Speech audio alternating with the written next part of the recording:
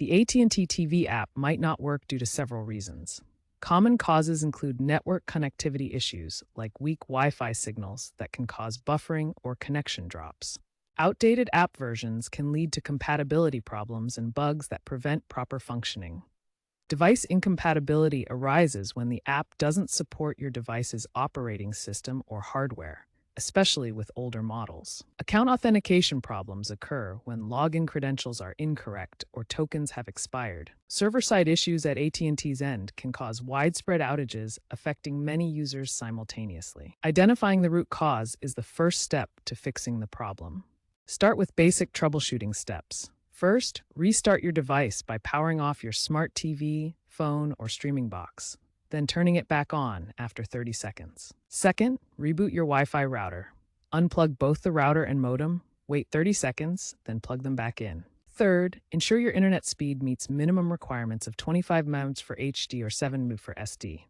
Run a speed test online. Fourth, check for app updates in your App Store and update the AT&T TV app. These steps resolve most common issues quickly. If you're having trouble logging into the AT&T TV app, the issue might be an expired token or permission problem. Let's walk through the solutions for Android and iOS devices, plus verifying your credentials. Buffering often indicates a weak network signal. Switch to the 5 GHz Wi-Fi band for improved stability if available.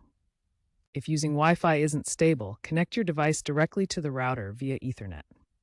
Playback errors can stem from DRM failures. Reinstalling the app often resolves this.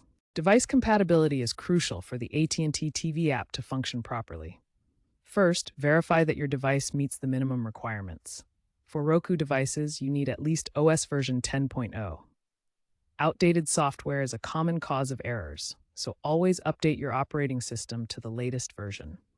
For Android devices, ensure you're running version 15 or higher, and for iOS devices, version 18 or later. Advanced troubleshooting for the AT&T TV app includes understanding how VPNs can affect performance and utilizing the new AI chatbot feature for quick diagnoses. Some advanced users employ VPNs to bypass regional restrictions or enhance privacy.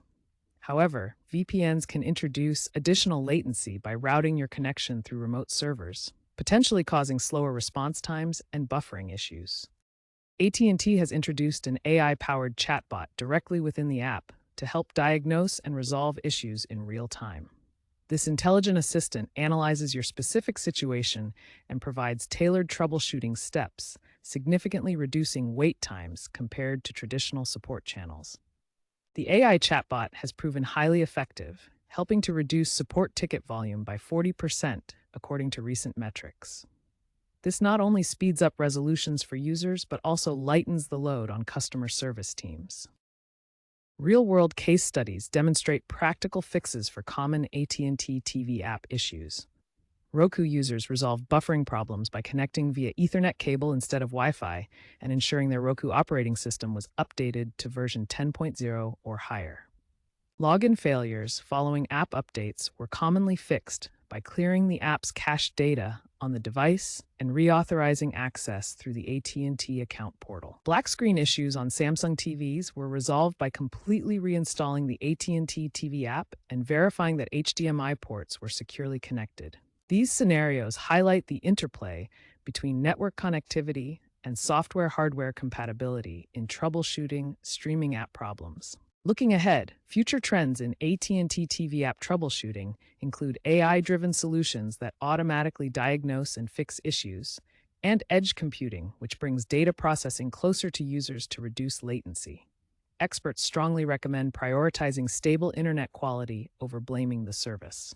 AT&T is committed to achieving 99.9% uptime through AI improvements, but user education on basic troubleshooting remains crucial. Remember that 60% of issues are resolved with simple device restarts.